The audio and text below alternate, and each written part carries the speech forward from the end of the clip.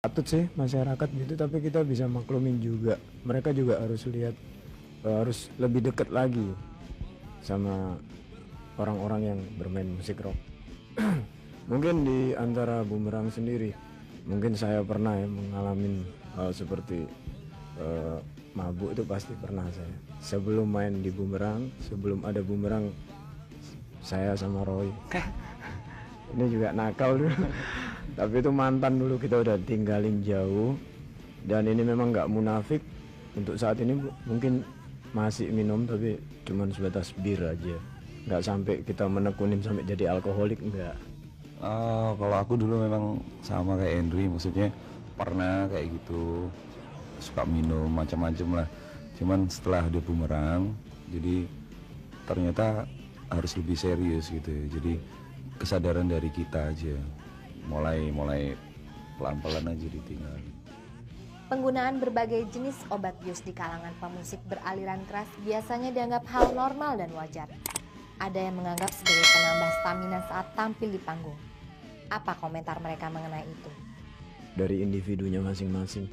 Kalau sudah sebelum konser dia harus mabuk, memang mungkin dia lewat media itu. Tapi kalau untuk kita sendiri, kita nggak akan pernah melakukan itu, karena itu kengonyolan di atas panggung yang kita buat. Mungkin pada musik rock zaman tahun 70-an itu tidak disangkal, memang banyak pakai obat-obatan untuk medianya mereka sendiri, untuk nuansanya mereka sendiri.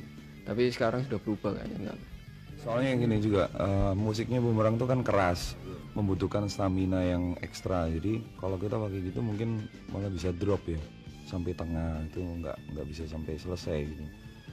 Udah mampus duluan. Musik keras yang dimainkan Bumerang seringkali membuat histeris para penggemarnya. Termasuk diantaranya adalah penggemar wanita.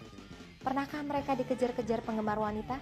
Ada, Sering sering terjadi. sering. Cewek, tapi biasanya akhirnya nggak ketemu gitu, soalnya kita kan keamanannya ketat, terus biasanya kita langsung balik ke hotel gitu. Jadi ya kelihatannya dari jauh dada-dada aja gitu.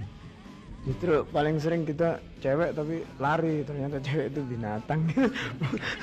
Jadi kalau dia sampai datang ke hotel, ya udah kita layanin aja. Tidak hanya soal obat bius dan wanita, Bumerang pun sering dianggap sebagai biang kerusuhan. Kita pernah punya pengalaman di Palembang, dan ini mungkin sekalian aja statement dari Bumerang ya. Maksudnya kita beberapa waktu yang lalu show di sana, baru 4,5 lagu nggak bisa dilanjutin soalnya panggungnya ambruk karena masa yang antusias sekali, dan soalnya kita bangga, maksudnya masa Bumerang diterima sekali di situ. Cuman kita sekarang ingin mengucapkan turut prihatin atas mungkin ada korban yang sempat menjadi korban, kemudian ada radio yang sempat sampai dibakar. Dampaknya kita juga ingin menjelaskan bahwa bukan kita mau lepas dari semua itu, kita tuh sampai saat terakhir di Palembang masih menanyakan bagaimana kita masih bisa show lagi nggak gitu. Jadi tapi ternyata dari sound system tidak bisa, kemudian panitia, keadaan macam-macam yang nggak bisa mendukung. Jadi akhirnya kita nggak bisa bikin apa-apa lagi gitu. Jadi kita turut minta maaf sama penggemarnya Bumerang, khususnya yang saat itu datang.